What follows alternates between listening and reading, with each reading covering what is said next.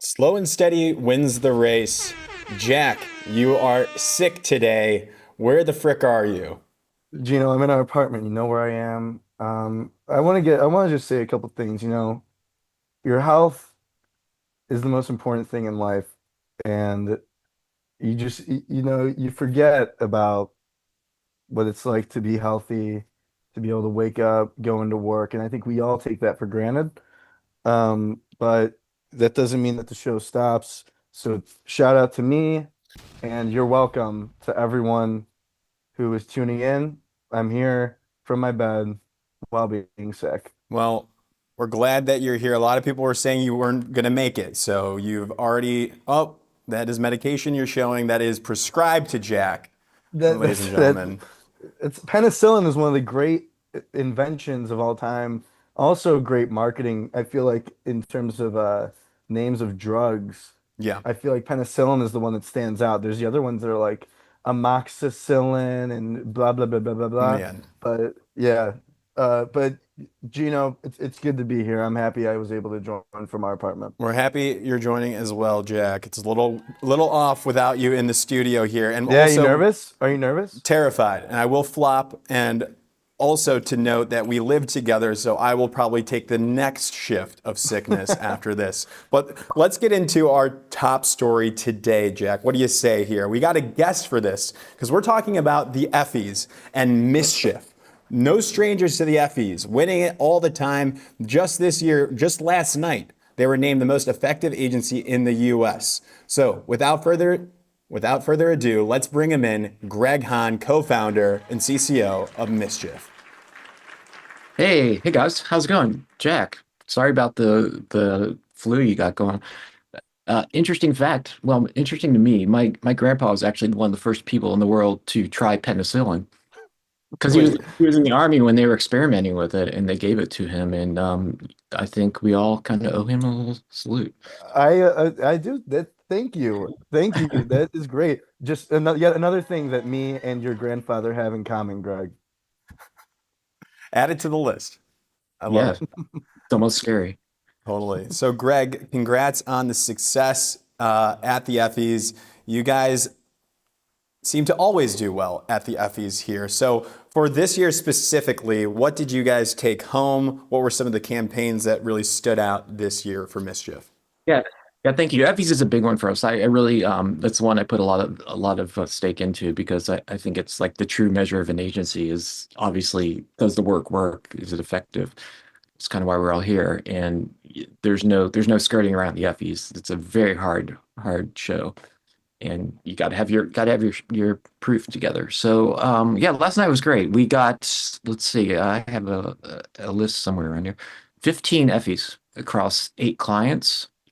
We got 5 gold, 5 silver, 5 bronze. And again, that was 8 clients and gosh, probably I think 11 campaigns, different campaigns. So yeah, it was a great night. And shout out to the folks at Mischief, especially, the strategy team, obviously Jeff McCurry, putting this whole thing together, doing those cases and running the department like the Avengers. Yeah. What were some of those standout campaigns Yeah, that took home some? Well, Tubi got one for for longevity. Coors Light got some. EOS actually was named the most effective campaign in the world twice. That's the only time that's been happened. So proud of that work and those people there. Clients are great.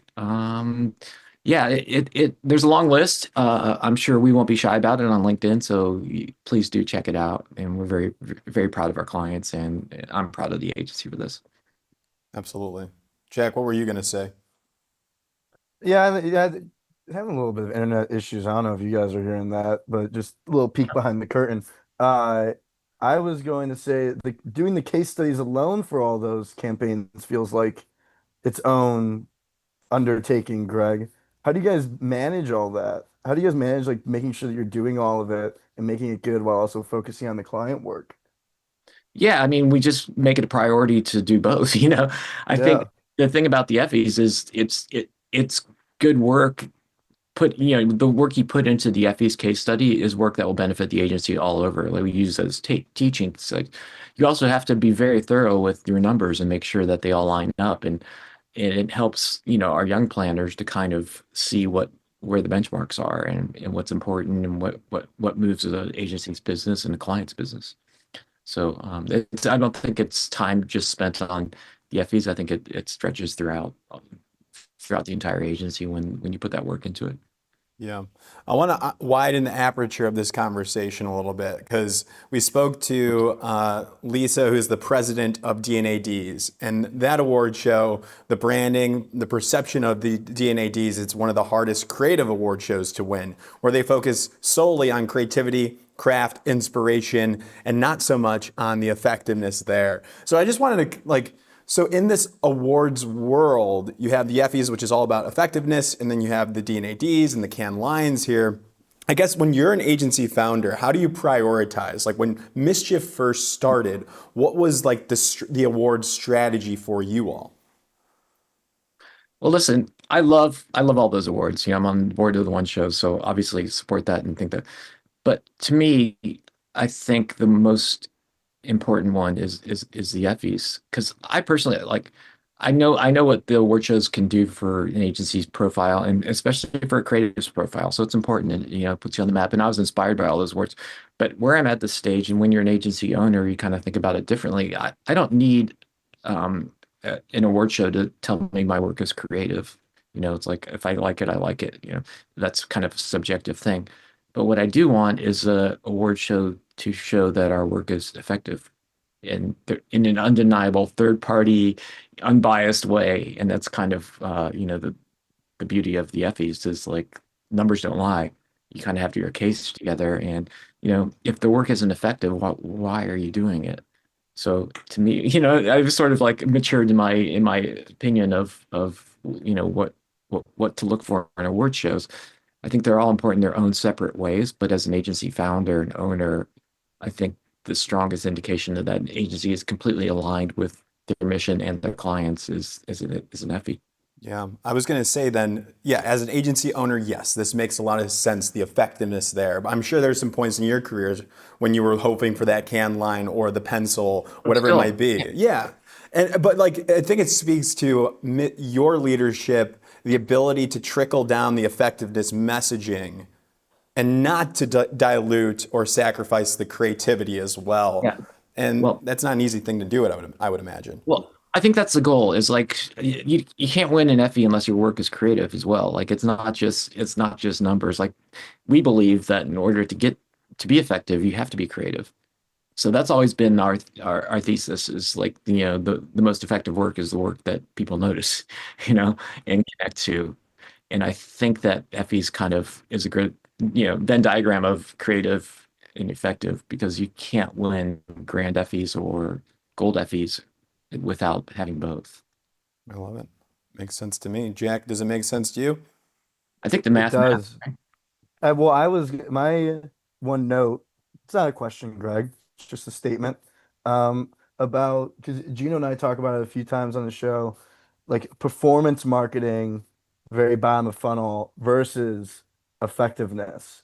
I'd like to hear your thoughts, because to me it sounds like with the Effies, it's like creative effectiveness, but you're not talking necessarily about just like conversion marketing, like meta ads, getting someone to like click the link. So for you all, of course it varies from client to client, but like, is there a through line with the effectiveness and the results that you're able to get? Yeah, it's not direct marketing. It's, that's a different kind of thing. It's not about like, what immediate results. It's over time for most of the part. Immediate results play into it. Like you have to have, like if what you're after is that, then you have to show that you got that, right? But it's also over time in the brand you build. And I think what's good about the Effies is it does reward branding and long-term thinking. And it's, there's so much pressure on, what are your numbers like this week and that week? And it doesn't take into account of the sale you made this week was actually something somebody saw 3 years ago because it stuck in their head and you built a brand around it.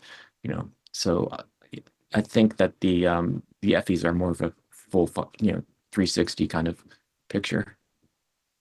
Incredible. Yeah, that was just talking Effie's talking effectiveness with Greg. What else could you ask for on a Thursday morning? It's a GM? dream, Jack. Mischief named the most effective agency in the U.S., the most effective independent agency in the U.S. as well. 15 Effies across 8 clients here. An Iridium, which is one of the cooler award titles that you can get, Iridium for world's most effective campaign with EOS 2 years in a row. This is a generational run here with Mischief. No strangers to the show, and I'm sure you'll be on again, Greg. So thank you for joining us. My only question for you now is, would you like to join us for our world famous 2-minute drill? Yeah, I'm in. Let's Yes, All right. yeah. Why not? Yeah. Let's give it Yeah. give it a go here. So for those that are just Wait, tuning in, do I get a discount on Rothmans? absolutely. If Thank you, code Greg. breaking 10 for Got it. 10% off your order if you go in That's right. store or even online. Well, Greg, you talk about creative effectiveness. Let's talk about this campaign that we're in the midst of with Rothmans. I mean, you talk Segue. about Segue messaging, alert. brand building. This is like a masterclass, it feels like. I appreciate that segue, and yeah, Rothmans. Shout I out need to help. Rothmans. There And you go. Yes. all right, Greg. So if you're new to the show, and what we do is we select in advance the 5 top stories in marketing that people need to know about today. It's like our whiteboard on steroids, if you will. And we will tee it up now with the first story. We'll get 2 minutes and we'll run it by. So here we go. First story. Chobani enters the World Cup for FIFA with a spot here done by Uncommon Creative Studio, another great agency here.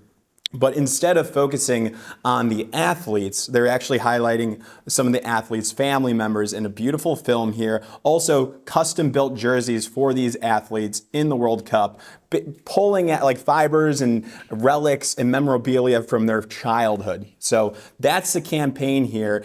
For me specifically, this kind of reminds me of P&G's 2010 campaign with Wyden of Thank You Mom here. So what are your guys' thoughts, Jack? Greg, what do we need to know here? Yeah, I mean, I think for the fans, this is like, catnip. It's the backstories and how the players got there, because we know them on the field and see that part of it. But you're right, there's a little bit of that thank you mom flavor to it, but I think it goes a little bit deeper into like the inspiration and what these people actually did for them. And I think the threads thing is really interesting. Cool way to tell a story. Yeah. So, no, like for the fans, they're probably just gonna, dive right into it and, bust out every Easter egg in there. Yeah. And Chobani it is the official nutrition partner of FIFA for the World Cup here. It's Feed Their Dreams that is the tagline there. Jack, what do you think? My one thing, what was interesting as someone who watched this, even if I didn't know it was a Chobani thing, I saw the typeface and the font that they use for like the players' names and titles, and I knew it was Chobani because I think Chobani is such a unique like font and typeface and all that, which I thought was interesting. Like there's no product placement, but I knew it was Chobani by looking at the letters and like the subtitles and whatnot. Nice. All right, that concludes that Thank you. one.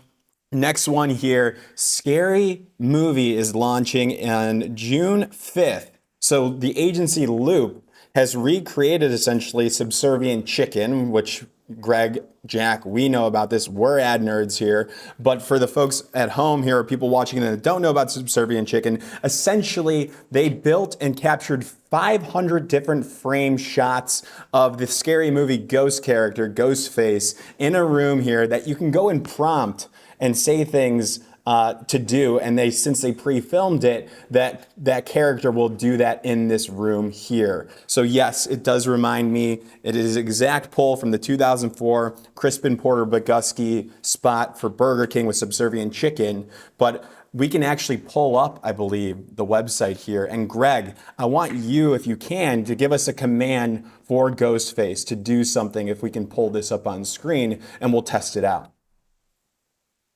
Okay, let's do it. Interesting. It was Scary Movie the original one first launched in 2004? Is there a reason Ooh, they went that's a good question. Ooh, back to Subservient? I can look that up I'm for you. looking I'm it not up. sure. Yeah, it's kind of feels like there should be a reason why they would go back there.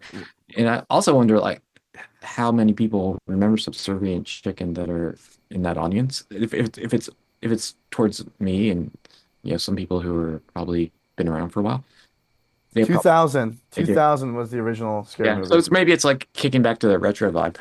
I mean, one thing I thought of when I was looking at this is like how far ahead of its time Subservient Chicken was. Like this thing's still cool. Like I'm still kind of amazed that you can do stuff with it. Let's It's let's a have him timeless dance. idea, Let's right? have him dance if we can. Do we have the capabilities to do that? Yeah, I don't see it on my screen. Yeah, Yeah, we no, don't there's see no it. way. Yeah. Yeah, there's no way that we have the Yeah, technical there he is. advancements to be They're able to do that. dancing. That was Yeah. done by Agency Loop here. So congrats to them on that. Next story here is Mark Read. Are we good? You good? Okay. Mark Read's next move here, the former CEO of WPP who left, I believe, earlier this year. Well, no, 1 year ago, stepped down of WPP CEO, just announced his next big play, and he will be running and putting on a conference called Prompt, which brings together AI tech startups with business leaders and marketing executives here. It's a playbook we've seen before with a former Holdco CEO, Maurice Levy, former CEO of Publicis in 2016 when he swapped out and transitioned out. Maurice Levy also created a tech conference, if you will, called Viva Tech in Paris in 2016 here. So Mark Read's next move has just been revealed. Prompt is the conference. Okay. Yeah, I mean, it sounds like he's found a good niche to fill. I don't know. I mean, kind You of, know, the marketing events, how about it tells you all you need to know about the economics and the opportunity for marketing events. I yeah, mean, if for someone who's been, it kind of makes sense. Like if you're someone who's probably as well connected as Mark, like events can be extremely profitable, I feel like, and I don't want to speculate that his only intention is profit, but it's it makes sense if you know everyone, and then all these AI tech platforms like don't have really a good way in other than sticking billboards on subways right now, it seems like it feels like it kind of makes sense, but yeah, marketing Mark. yeah. I mean, I'm guessing he knows what he's doing. I kind of like gave up giving business advice to people who can use yacht as a verb.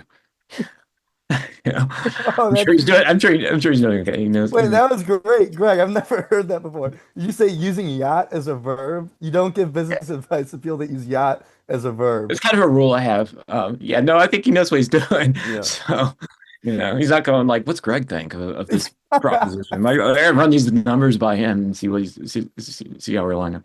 That's All right. great. Our next story here is Nike, and I think we got the actual like visuals a little mixed up here, but we're all Oh yeah, good. this is cool. I like this one. This is very cool here. Nike Devin Booker shoe here, and a little context here. Devin Booker grew up in the Sedona, Arizona region. Sedona, Arizona is the only place in the planet where if you go to McDonald's, you'll see the arches not in yellow, but in turquoise. I think they complement the landscape and they allowed this to happen. So he loves that turquoise color. So to celebrate this and the new shoe, Nike, McDonald's come together to create a custom shoe for Devin Booker with that turquoise blue. It looks great to me here. And if you know advertising, you know McDonald's, you know Nike, the agency behind this, of course, is Wyden and Kennedy. They also did like a bunch of little like lead up teasers leading to a pop-up experiential thing to get the shoe earlier, little sneaky footage, and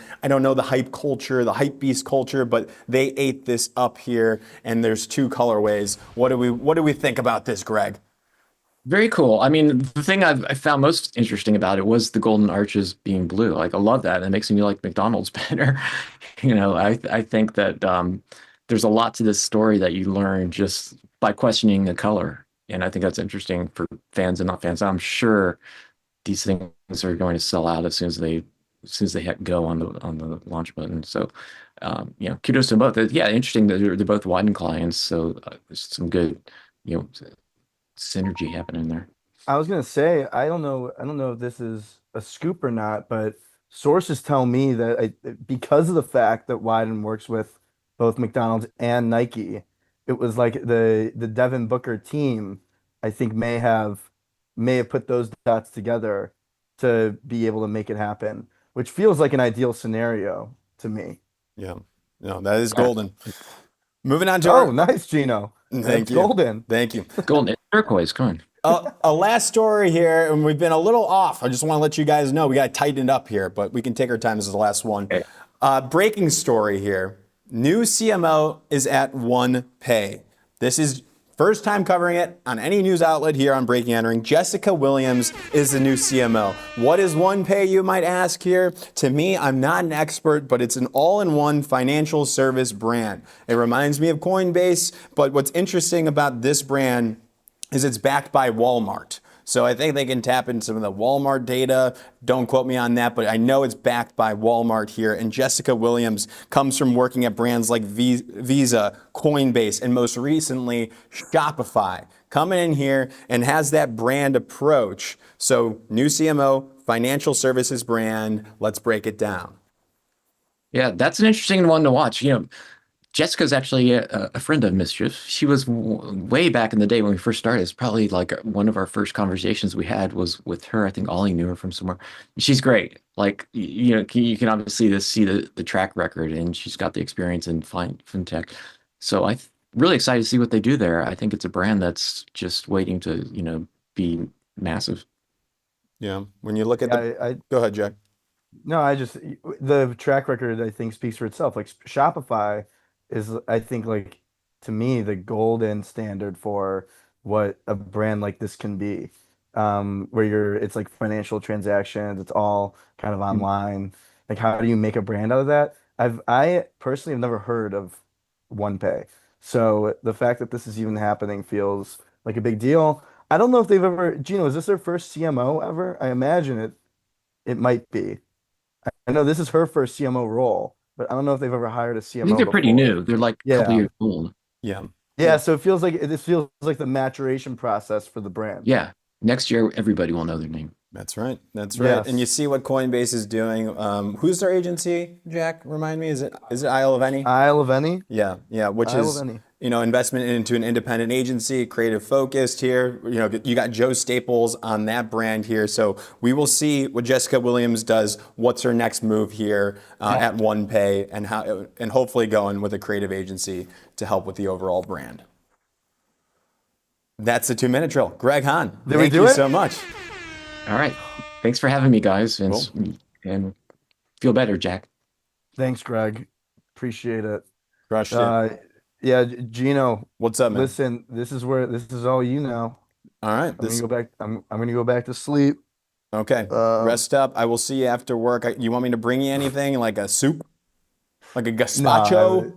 I don't know, dude. I'm not doing. Yeah, I I'm don't not. do soup. I'm not gonna. Don't bring anything. I'm not even gonna look at you. All right. All right. All right. See ya. Bye-bye. All right, that's a perfect moment here. Jack was not looking very good, but one way to look good is you go to Rothmans, who's our presenting sponsor for this month. Shout out to Rothmans. It's a 4th-generation, family-owned, independent menswear store celebrating 100 years in New York City. That's 100 years. And they have a pretty great tagline for the ad sickos out there: 100 years of taking New Yorkers as they are and dressing them better. Thank you, Ross. Good catch there. So my favorite thing about Rothmans is that they emphasize the in-store experience. We went in there, Jack and I, when Jack was feeling better. And it was awesome because we have no clue how we want to dress, but they actually care about it, making sure you look good, you're feeling good. They're stylists, not just salespeople. It's not just formal wear either. If you're looking for this summer here, you have a date night out, you have a business event or a conference. If you're going to prompt Mark Read's new conference, you should stop over at Rothmans beforehand and they'll take care of you. If you go check them out in one of their New York City area locations, we prefer the Union Square flagship store, and you can mention Breaking and Entering when you're in there for 10% off. Okay, and if you want to order online, we understand that. We recommend go in-store, but if you use code BREAKING10 at checkout, that's code BREAKING10 at checkout, you'll get that 10% off. How we feeling, producer team? We're feeling good? Wonderful. All right. Feeling good, Gino. You're doing a great job up there. Thank you, Ross. Appreciate you, sir. Producer Mike is live here, so when I mess up, inevitably, we'll tap you guys in.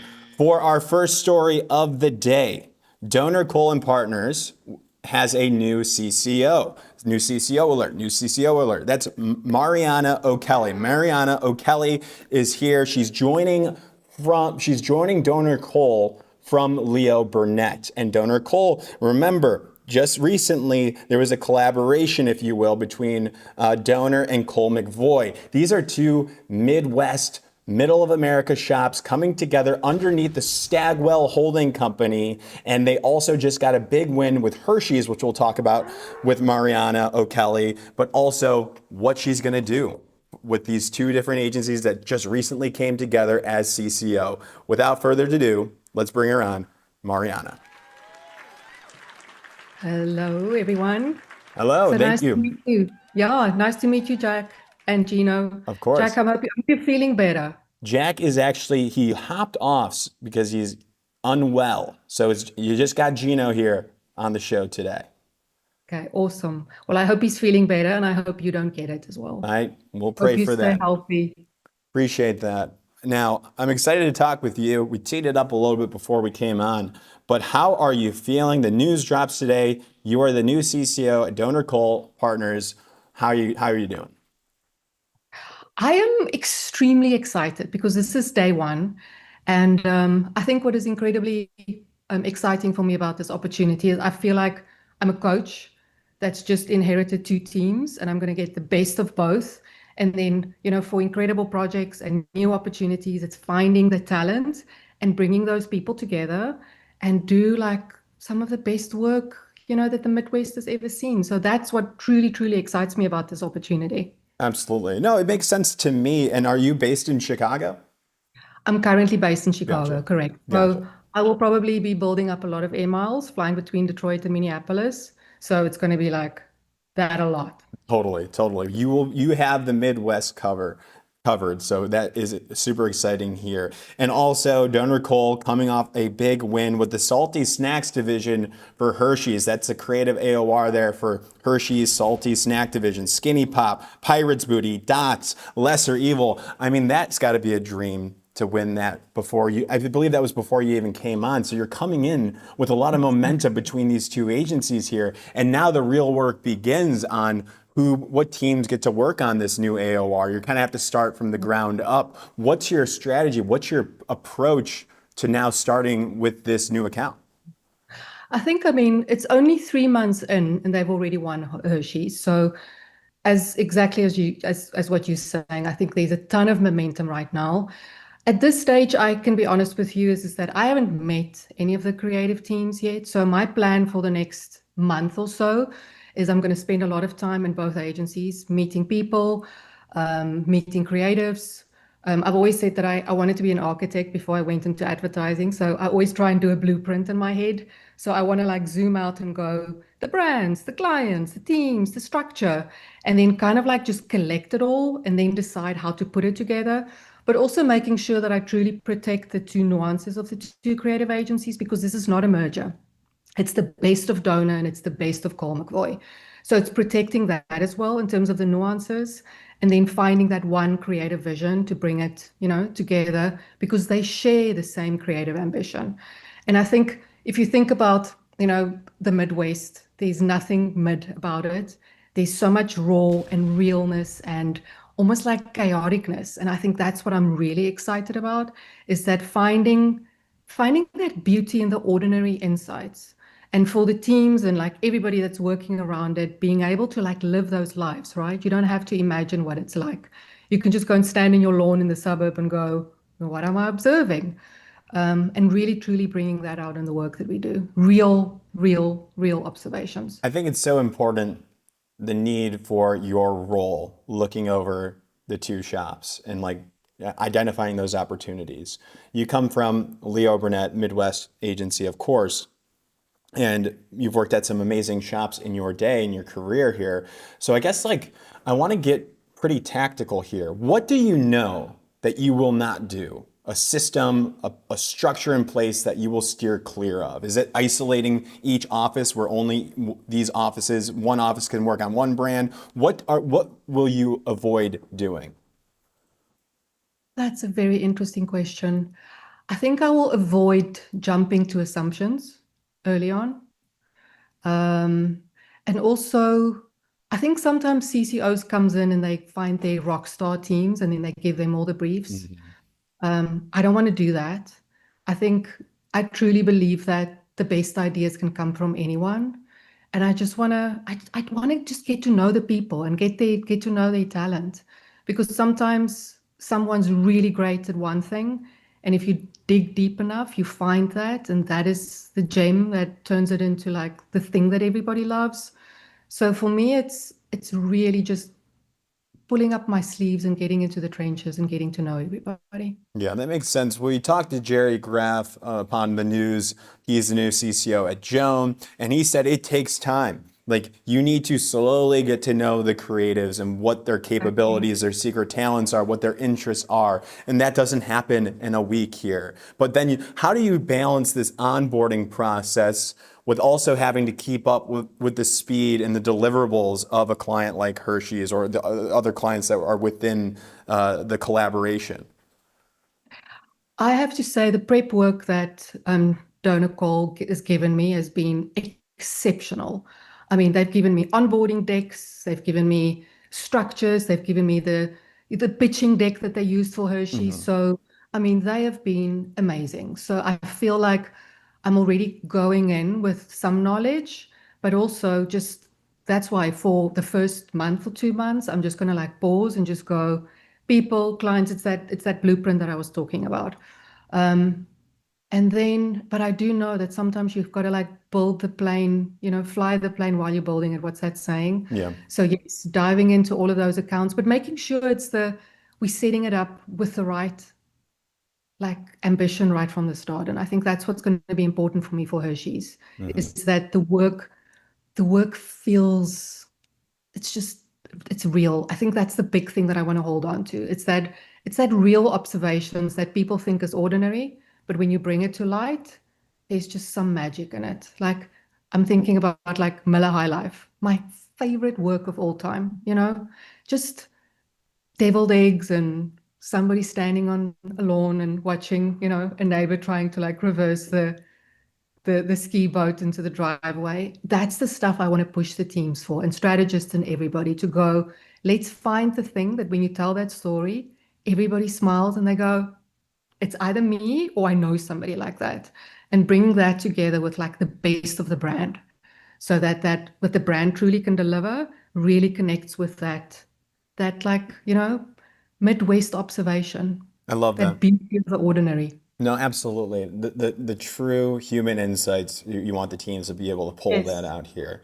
I want to back things up here because we covered I don't know, what's the correct terminology? I've been saying collaboration between Doner and Cole McVoy. Whatever this partnership, however we want to phrase this here, how is it working in your experience? What have you noticed throughout the onboarding and the decks that you've seen here? What's like one of the biggest strengths that you've seen so far, and what's something that you want to come in and just tighten up and fix a little bit? I think, if I think about Doner, when I met them live in Detroit, it was incredible for me that David told me that they were the agency that did the What Would You Do for a Klondike Bar. They also did the How Many Licks Does It Take to Get to the Center of a Tootsie Pop. It's work that after how many years, teams still reference. They did the first Christmas Coca-Cola commercial. So there's so much heritage and like just incredible stuff. So that for me was extremely like amazing. So I want to bring back that, like they've done incredible work. Also, if you think about the Super Bowl ad with the church, like the middle, the center. It was beautiful copywriting as well. So for me, it was not surprising, but it was just, I loved the fact that some of the most iconic work that I've loved has come from that agency. So I feel like Doner does beautiful, classic, strategic Super Bowl type of stuff. Then we've got Cole McVoy, who, if you think about Frank's Red Hot Sauce, if you think about the Purdue stuff, it's like almost like more social first and culture first. So it's bringing those two together for certain projects that I feel like that's where the fire and the spark is going to be. So yeah, I feel like, again, I've got two teams that I can like just pull the best from. Tootsie Pop, I believe Donor made that in the 1970s. So that is a enduring campaign. You got these, it seems like you got the brand platforms, you've got the culture, creating, reacting with Cole McVoy. I mean, is there a scenario where you split up like Donor does the big brand platform idea and Cole McVoy is focused on the social? Like, is that a strategy that you might consider? I might, but again, if I go in and I meet the people, it might be that there's incredible social teams sitting at Donor and incredible like brand thinking people sitting at Cole McVoy.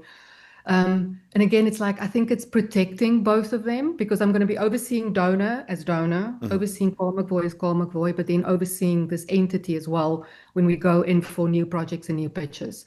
So I do have to wrap my head around quite a lot of things at this stage. So I think it's a little bit too early to tell on how I will structure the department. No, these have been pretty tough questions I've been asking. I will be, and I'm mainly because I'm really curious about this, and I don't know much. I haven't seen the inside. I haven't seen the materials. All I can see and what everybody else can see are the wins. And Hershey's being the first win. I think you guys this was the collab in January. You just got the salty snacks division with Hershey's last week. So all we can tell is that something is working if you're winning some of these big clients here, and that whatever that narrative is in the pitch room and then the execution of those campaigns, that's what really matters, and to the clients especially. Exactly. And I mean, I saw the deck. It was really great. Love it. Love it. Well, anything else we can expect? Like what else are you excited about with this new role? Anything that we did not cover on this live show? I think it's just the incredible opportunity of modernizing these iconic brands. And yeah, I think it's because it's a new model, right? Usually agencies merge and they make it one. This is protecting what makes both special and bringing it together under a shared creative ambition. So I think that's the part for me that is truly interesting and new, and that hopefully that I can help protect and like just build some really, really great iconic work from it. We'll be watching and rooting for you. We wish you all the best. Thank you so much, Mariana, for joining the show today. Congrats on the new role. Congrats to the shops here. They have a great new leader. We'll be watching. Thank you. Thank you so much. Thanks for having me. Of course. Bye. Ladies and gentlemen, that was Mariana O'Kelly, new CCO at DonerColle's & Partners. This is an interesting situation, ladies and gentlemen. Two agencies collaborating, a partnership here, balancing out the different brands. We'll see how that executes. All we know, Hershey's was on board, so we'll see if other brands follow. Our next guest. Gino, I've got one quick correction. The How Many Licks campaign was 1968, so the Really? 60s. Yes, Thank wanted you, to Ross. check you on that one. Keep me honest here. They also did, I think they did a reboot of it. It was not Donor that did a reboot of it, if my memory serves me correctly. So I'll get you other homework assignment. Keep me in the loop there, Ross. But our next guest, I'm going to tee up here. This is an agency I've been on the record. Last time I talked about this agency, I stood up and I was saying like how this agency creates ads that people should study. Like the theories and the execution of the ads from this agency is just so clean and crisp. Idea, you can tell what the problem was, what the insight was, what the execution was. You can work backwards from this work, and there's never really a need with these campaigns for a celebrity. I'm talking about, of course, Orchard, who came out with a new campaign for Etsy, and it's all about celebrating being human. To join the show now, we have Heather Larimer, but I thank you, production team. We need to watch the spot first, Heather. So if you can hear me, we're going to show the spot first for Etsy. 60 seconds. You're going to love this. Let's watch. We get about 26,823 days. 76 summers. We'll have around 12 jobs, 10 fresh starts,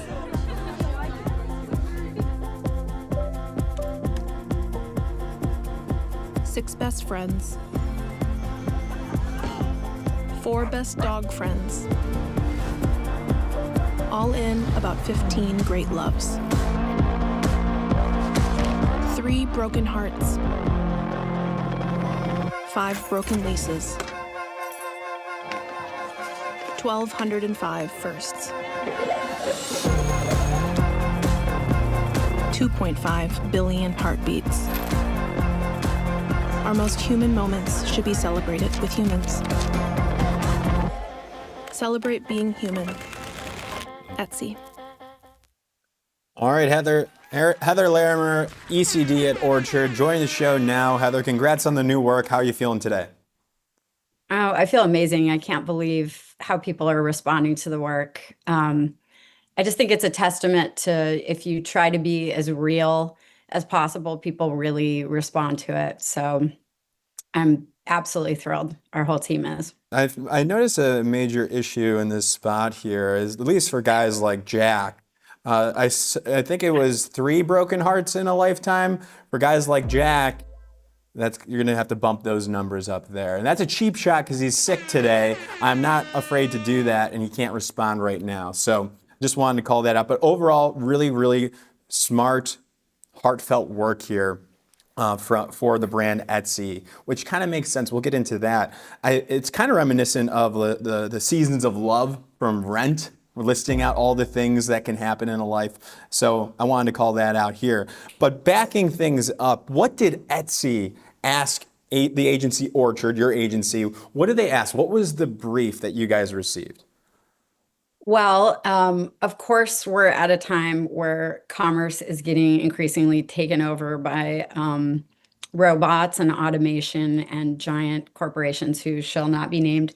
And so, of course, Etsy is one of the most human platforms that's ever existed. There's 7 million individual sellers on Etsy, which I only learned working on the business. It's totally extraordinary.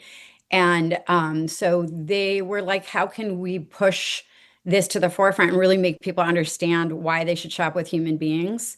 When, of course, the other guys win on convenience, right? Like, we can't deny that. They've already won that argument. So really the job to do is to make people understand how much more gratifying and meaningful it is to shop from actual human beings and how they can help you celebrate your own life and kind of weave their way into it.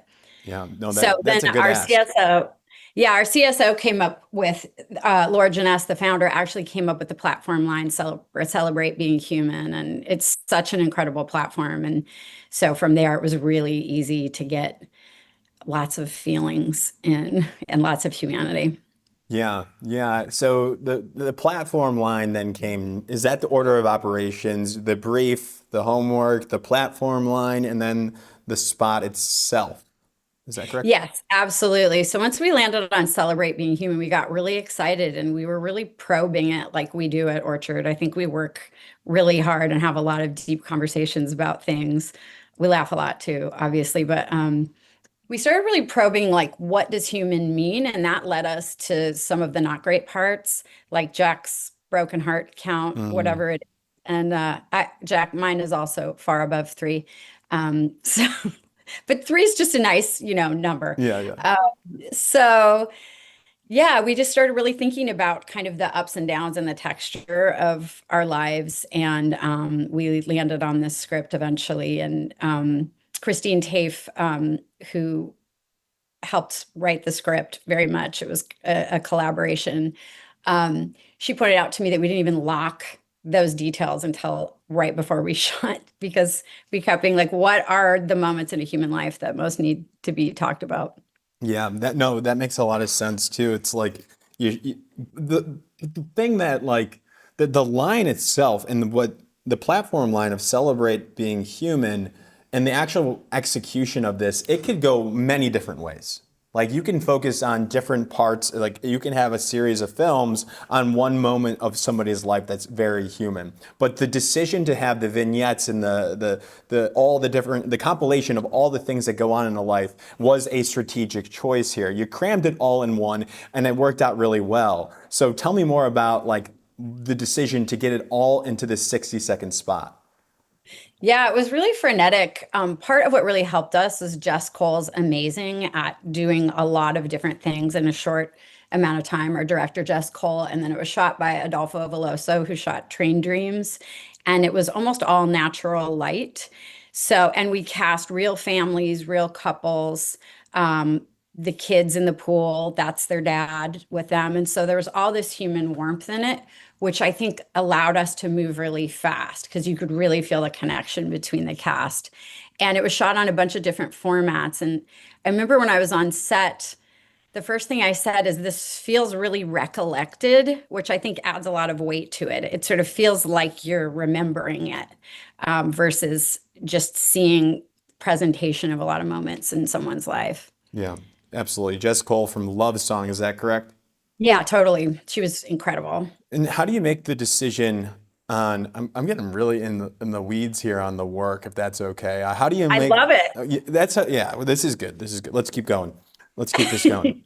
How do you, so you have the idea, you have the script, you get the script approved, whatever it might be, and then how do you find the right director? Is it a gut feeling? You guys are been in the business for a while, you know some of the directors, you're like, I think Jess will be right for this, Jess is available, let's have Jess do it. What's the director selection strategy?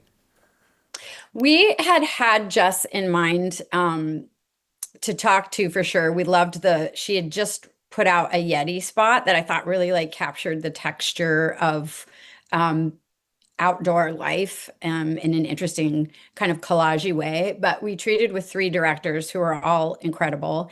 And Jess, we just had a hunch. There was something about, she's so humble and has this kind of steadiness about her that I thought she wouldn't like over egg it. So we were really excited to work with her, and she did an incredible job. And a fun sort of fact is that there is Etsy merch woven throughout the spot in ways that feels really natural. I think there's over 50 distinct merch items in that spot, and they were all shipped to Portugal. And it was just, this was the most human effort of anything I've ever worked on, and it shows up in thousands of ways in 60 seconds. No, that's why we're talking about it today here, especially with the rise of AI. And the only other brand that I can liken this to, can you guess what I'm going to say? Which brand?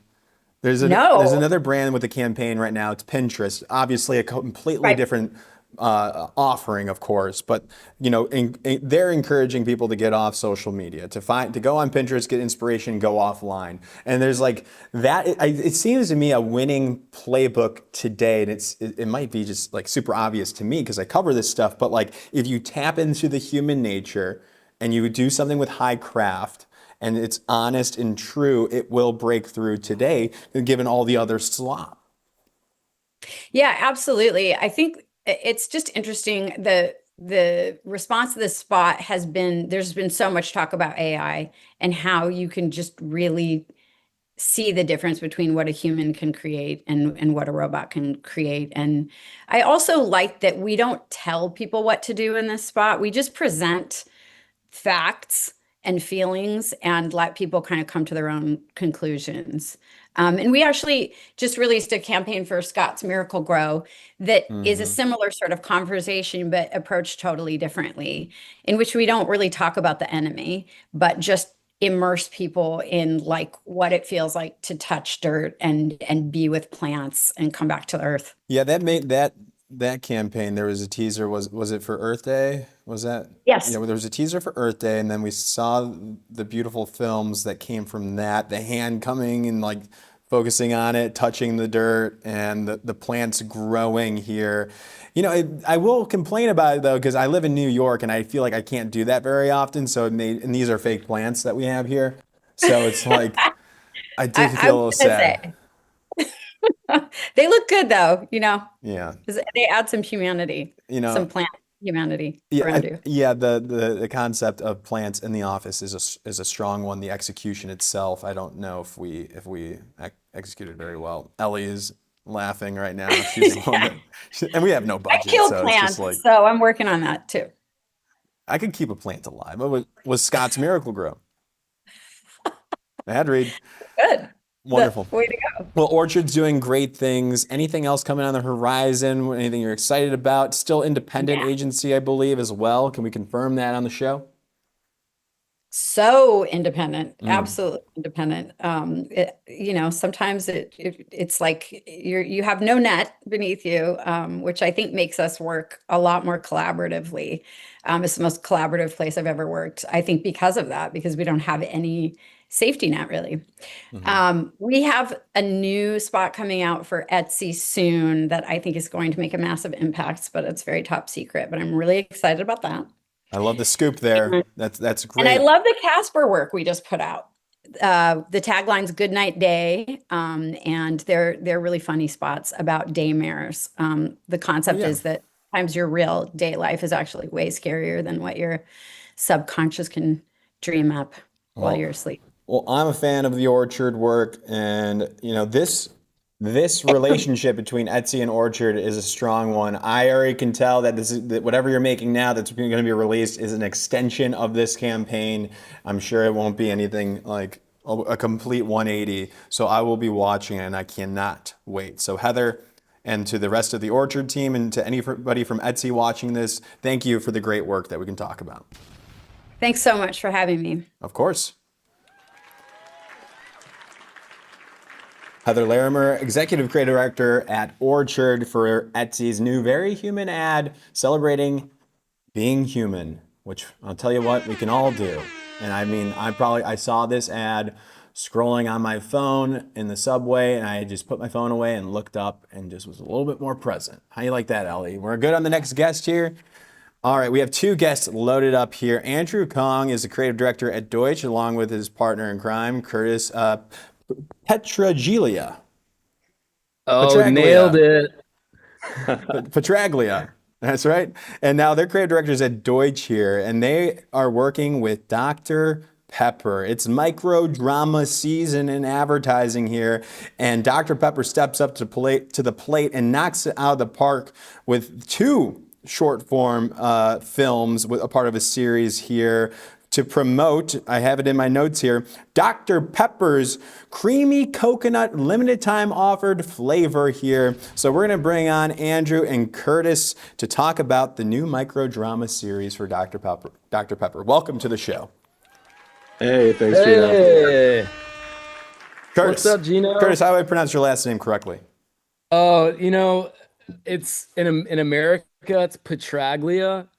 In the homeland, I think they call it Petralia. Petralia. That's fire. Yeah. Sorry for the mispronunciation. I'm pumped to talk with you guys, Curtis and Andrew here. So Dr. Pepper, very well-known brand. Jack is sick right now, but it's one of Jack's favorite sodas out there. One time when we were living together, it was like midnight on a school night, and I went to the kitchen, and I shit you not, Jack was guzzling a 2-liter of Dr. Pepper. It's like I wasn't supposed to see it. I caught him, and he looked at me and put it away. So that's a nice way to start this show here. But for you guys, who wants to tee off what just launched with this micro series? Who wants to take it first? Yeah, I can jump in. Yeah, so we just launched this new 4-part vertical microdrama series called It's a Pepper Fling. And it's, like you said, it's to celebrate the return of Dr. Pepper Creamy Coconut. It's a limited edition soda that's only here for the summer. So within this microdrama series, we follow the story of Alexis, who tries Dr. Pepper Creamy Coconut for the first time, falls in love, and then shockingly discovers that it's only here for a limited time. Yes, and the drama ensues once she finds out it's only here for a limited time. It's a fling. It's a summer fling. Right. So it makes sense to me here. And we have 2 episodes out right now. Watch them both before this, and there's going to be 4 in general. So execution, all of that is money, but let's back things up. Let's back things up here. What does Dr. Pepper say to Deutsch, the creative agency, what's the brief to you all, which eventually led to this? It's a really good question. And we could talk about how this idea was conceived a little bit. The brief to us was pretty simple. This was a really successful LTO flavor for Dr. Pepper, and they did it 2 summers ago, went away, now it's back, and they wanted to announce it in a big way. And one of the things Kong and I like to do when evaluating creative is like find the tension of either the product or of the timing of it. And what's really interesting about this is people love it so much, but it's only around for a limited time. So when we looked at that, we're like, oh, there's a tension already built into it. Like you have a love for a thing that's gonna go away.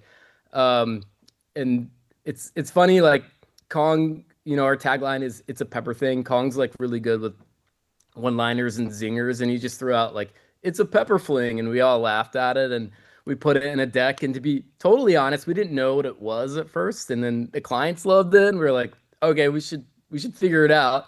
And the first instinct was like, wasn't the micro drama. We'll come back to that, but it was like, oh, what if it's like a Hallmark movie where someone falls in love with Dr. Pepper Creamy Coconut, and then it leaves at the end of the summer. And that's kind of what we were writing to. And then we have a really strong social comms strat team here, and they brought us the insight of the micro drama. And we honestly, we didn't know what these things were. Like Kong and I were chopped unks, and we're still trying to catch up with everything. I was waiting for the sound effect there. It's there. Ross did it right away. You can't hear it. But, I love it. Yeah. Okay, perfect. But they brought us that insight, and we at first as creatives were like questioned it, of course. Like we couldn't wrap our heads around it. And then we walked away and started watching some of these micro dramas, and they're hilarious. They live on platforms like Real Short and Drama Box, and they're really funny. And they farm these clips out for these things. They make 60 plus short episodes, a minute or 90 seconds each, and they are like little soap operas contained in each one of these stories. And they clip farm them to TikTok. Cliffhanger Yes. after cliffhanger. Yeah. They're like designed to be binged. For sure. And they have like the most unhinged titles too. They're like "Chained to My Prison Guard" or like "My Billionaire Husband's Ex-Wife." Yeah, absurd. Stuff like that. Don't forget "Pregnant by My Ex's Dad" and "Kissing the Wrong Brother." I wrote some down before we walked in here. Yeah, I mean, you had to study up. You had to do your research. So the social comms team was like, "Hey guys, like this is a route. This is a box that you guys can fill for the deliverables and make it a thing." And you guys didn't know right away what the heck they are, and you studied up, and you're like, "Sure, we can make this work." Yeah, pretty much. Yeah, I think we at first were hesitant because we're like, how do we make multiple episodes about someone falling in love with a soda can? And we didn't want the soda can to talk. We wanted it to be very one-sided. So we struggled at first, like to figure out like how do we draw that out over, 3, 4, 5 episodes, whatever we were gonna make. And then when we started watching them and researching them, we realized like, oh, we can like end up in crazy places. We can start in like a barbecue or a summer barbecue. It's a summer drink. And then we can end up in a hospital. We can end up in a plane. We can end up, in a prison if we want to. So that really got us excited. And our team who was on this, Mike and Sam, shout out Mike and Sam, who wrote this. I think we all like once we wrapped our heads around it, like this is going to be great. I think so it's safe to assume this is the first micro drama series you guys have worked on. I think it just speaks a little bit to all the variety of media placements today. Like gone are the days where it's newspaper, television, radio, whatever it might be, even internet. It's all changed so much, and like you guys just learning about this and having to execute on a micro drama series shows like the media landscape is fragmented as hell. So anything that like you guys have learned so far, did this widen your aperture on where your creative ideas can go? Yeah, for sure. It's definitely different. It's a different beast than your traditional 15-second, 30-second commercial. When we were looking at directors, we reached out to a couple more traditional commercial directors, and then we also reached out to Austin Herring is who we ended up going with, and he has worked on over 70 of these microdrama series. So he was telling us like, oh yeah, we're gonna just get this all in one day. We're gonna just bop around, be very quick. These are designed to be consumed, in this vertical format. And, he was so helpful in just like leaning into all the different tropes and storytelling techniques of the verticals. And, he just brought a lot of authenticity to it and would, call us out when we weren't being true to the format. And, it was just a labor of love for all of us. And he was super excited from the jump. So why, just to speculate, I would love to hear your guys' from the conversations on the client side. What drew them to this? Was it the novelty of it? I understand the strategy of it being a limited time offer, but you could do other executions with this, with the idea or the insight in mind. What drew Dr. Pepper to doing a micro drama series? Yeah, I think it starts from a strategic place, Gino. Our strategy for Dr. Pepper's is about connection and finding other Dr. Pepper lovers in the world and connecting together. And in the way, I'm actually going to back up, because the way we describe that to people, we call it the hibachi formula. You got my attention. That's I thought so. I thought we'd get you with that. Imagine like you're at a hibachi dinner and there's 10 people there and they're all kind of like strangers as they are. And they're ordering drinks, and let's say 8 out of those 10 people are going to order like a Coke, but 2 people might order a Dr. Pepper. And those 2 people are different, and they might recognize and like they might say something about it. They might give each other a nod. There's like a special connection there that Dr. Pepper drinkers have, because it's not really the number one choice. It is a little bit off the beaten path of the big brand sodas. So connection is at the ethos of this brand. And then why the clients fell in love with it is Pepper Fling ultimately is about a connection. It's about connection to the product. And other people, if you follow the storyline, other people are talking about Dr. Pepper Creamy Coconut and how much they love it in the story and how they connect over it. We just do it in such a hyperbolic, entertaining way. You don't really know you're being served up like a strategic point of view from the brand. So that's why they fell in love with it. And then the format, I think we all just saw it and we're like, not a lot of brands are doing this yet. Like we could get in pretty early on this format and work with some of the people in the verticals community, which we didn't know existed. It's called the verticals community, aka Verties. Oh, the Verties. The Verties. By the way, they call people who make horizontal films Zanies. Oh. So they're Zanies and they're Verties. This is good to know. I mean, do they get along? Is there some beef going on with them? There's definitely beef. Yeah, a lot of beef. Well, you guys, you guys toe the line. I mean, like, you got to play both sides for sure. I do think it's interesting, the fandom tapping into that. Obviously, Fansville, Dr. Pepper's. I mean, how long has that campaign been going on now? We are entering our 9th year of Fansville. I mean, it's pretty crazy. That's going to go down in the history books as one of the best campaigns. I mean, so I'm just trying to see I'm trying to connect the dots here. Fansville, that's around. Is that football season? Is that when we'll see that? Yeah. And then also Summer Fling, like what are I'm assuming you're tapping into 2 different demographics. Is that a fair assumption? Like, around football season versus Summer Fling here, but it's both still capturing the target audience of being Dr. Pepper fans, but they might look different. They might be in different segmentations. Talk to me about the differentiation between these 2 campaigns. Yeah, I mean, I think with Creamy Coconut, we introduced it 2 years ago, and it was limited time, and then it went away. And ever since then, in all of our comments, across any social post, across any spot, doesn't really matter. People will just clamor for it. They'll demand it. When is it coming back? Make it permanent. And Dr. Pepper Nation, they can get pretty rowdy sometimes. So within, creating this microdrama, we thought it was kind of a natural fit to just tap into like those heightened emotions, the hyperbolic relationship that you might have with a soda, and take it to the next level in the form of a 4-part series. I think with college football, we've always been there, at the tailgates, and it's like an interesting choice when you pop open a cooler and nestled among the beers and other beverages are Dr. Peppers. It's like, oh man, you brought Dr. Pepper to the tailgate. And prior to Fansville, prior to the 9 years of Fansville, we had our another college football campaign starring Larry Culpepper, a stadium vendor, and we've had a lot of success, within the college football community.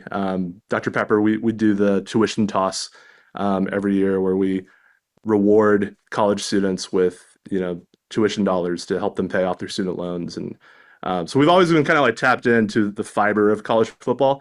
And, of course, every year we're trying to grow that. We're trying to bring in new drinkers. And, with Creamy Coconut, it was all about this kind of like limited time moment and just making the most of it. And then with college football, it's sort of this tradition. It comes back every single season. Absolutely. Absolutely. Well, I'll tell you what, guys, this has me wanting to try this flavor. So it's working. I think that's probably the end goal, right? Is like you want to sell more of the product. So I'm definitely going to get myself, they got the 0 sugar as well. So They do. I'm going to try both of them, and I'll let you guys know how it goes. Anything that I should have asked about that I didn't ask about, gentlemen? Well, we got the 3rd episode drops tomorrow. That's a noon Eastern. So look out for that. Noon Eastern tomorrow. 3 out of 4 here. It's a Pepper Fling, the series microdrama. I found it on Dr. Pepper's Instagram. So people go follow and check it out. The first 2 are great. But gentlemen, Curtis, Andrew, congrats to you all here. Thank you so much for coming on, sharing the story of the campaign. I wish you all the best. Can't wait for the next episode. Thanks, Gino. Oh, one last thing. We know you guys just went to your first advertising production. We'd love to have you to Fansville if you guys want to make a trip to LA, come out, do a LA version of the show, visit Deutsch. We'll take you to the stage where in the sets where we shoot and give you a little tour. I love it. Hey, and we're not afraid to put on a little face paint for Fansville. If you need some background actors, some extras in there, that will be the ultimate PR hack for whichever agency figures out that if you cast Gino and Jack, we will be glazing that specific spot. So, but seriously, guys, that's awesome. Let's definitely talk about that. We'd love to come check it out. Yeah, Awesome. You're welcome. Cool. All right, gentlemen. Thanks, Gino. Take care. Thank you, guys. All righty, Andrew Kong and Curtis Petraglia, creative directors over at Deutsch for Dr. Pepper's. It's a Pepper Fling microdrama series. If you're just joining in, well, you missed a lot of good stuff. You can rewind it maybe on the live stream, and then we're also posting this on our YouTube at Break Entering Media, as well as our Spotify. If you look up the Breaking and Entering show on Spotify, you'll find the full thing posted in about 30 to 40 minutes. It takes a while for us to download this. But really great episode today. We kicked it off with Greg Hahn, co-founder and CCO at Mischief. They basically crush the Effies every year. It wasn't really a surprise to us, but we got any chance we can talk to Greg Hahn to talk about the effectiveness, his POV on that versus creativity and how they blend together. We're going to take that opportunity. He joined us as well on the 2-minute drill where Jack was still on the show for today. And we went through the top stories you need to know. After that, Greg and Jack dipped out. I did a dope ad read for Rothmans, who's our presenting sponsor for this month. If you go to the Union Square flagship store and use code BREAKING10, you get 10% off your clothing needs. They're the best. They're 100 years in New York City, taking New Yorkers as they are and dressing them better. And then we welcomed as well the new CCO for DonerColle's Partners, Mariana O'Kelly. So that's a big role. If if you're working one of those agencies, I would watch that for sure. If you're a brand, you should check that out. We're going to be watching closely on this partnership between Doner and Cole McVoy, two Midwest shops here. And then we also had Heather Larimer, ECD at Orchard, to talk about Etsy's new very human ad. It's a 60-second spot. I'm biased towards Orchard. I will admit that, but it's good work. And lastly, Andrew Kong and Curtis talking about, from Deutsch, talking about Dr. Pepper. Wow, that's the frickin' show. Let's show the producer cam here. Look at Ellie. That's a nice camera for the producer cam. We're used to that ugly fisheye. Not calling you guys ugly. The fisheye camera was what I was saying was ugly. But looking good back there. How are you guys feeling? You got the mic. It's been a good stream. Any notes, Ellie? No, it was good. Borderline flawless, actually. Was it perfect? Borderline. I'm not sure if the sound effects are coming through. I'm hearing them. They are coming through. They're coming through. That's good. Is Jack in the chat? Jack's in the chat. Okay, Jack is in my DMs I didn't read the chat. I was so nervous. Like I couldn't monitor the chat. Man, I've been in the chat. I've been going crazy in the chat. Anything we need to call out from the chat? Like from YouTube or? A lot of coconuts. Hold on. So many coconuts. Can't hear you. So many coconut emojis. Oh, good. So the Deutsch squad probably joined Yeah. it. Thank you for that. Anybody else? Paul's pretty active. Paul, thank you. What's so up, much. Paul? Always appreciate Paul. Great. That is the last show of this week. Tomorrow's Jack's birthday, everybody. He's turning 28 years old. He is sick right now, but after the 24-hour quarantine, he won't be contagious anymore. So we're going to be partying this weekend, that's for sure. I don't think he can drink though on the antibiotics. So that is going to be an issue for him, not so much for me. So he's going to be kind of like my shepherd. Like he's going to show me the way while I go and party. That's fire. It's not easy stuff. The lights are hot in here. Like I get nervous. You got any questions? You did a great job. You got any questions for me? What are you doing this weekend? What are you doing tonight? Yeah, I was gonna ask you. Yeah, I don't know. This weekend? Go to the park maybe? That's great. What Are you gonna ask him what he's gonna do in the park? What are you gonna do in the park? Chill in the grass and enjoy the sun. It's a beautiful weekend coming up. What? Okay. Are you gonna like try to get a tan? Are you gonna go? You know, I read online that no tan is a safe tan. This was the Best Marketing Newsletter, did a campaign overview showing sunburn care. So that reminded me to not get too much sun. Yeah. But to enjoy the brightness still. Somebody told me it's like all you really need is 15 minutes of sunlight to get the vitamin D, I think, that you need. I don't know if that's true or not. Checks out. But that I've heard. Ellie, what do you got this She's going cross-eyed in the cam. Are you gonna are you gonna go to the park with Ross? You can come. No, I'm good. He said, no, I'm good. Okay. So what do you got then? Yeah, better plans than me. Yeah, I have a housewarming party. I'm gonna go thrifting in Williamsburg. Actually, Quincy, you want to go thrifting in Williamsburg? Saturday? No, she can't. That's all I got. No, I just hit you with the buzzer. Denied. Denied. Okay, well, thank you, production squad. Ellie, Ross, JR, Quincy, Jonathan back at home, Jack back at home. To all the guests today for coming on. Thank you. It was a great week. We're going to see you next week on Tuesday starting at 11 a.m. We're going to bring you all the ad news you need to know. Thanks for tuning in.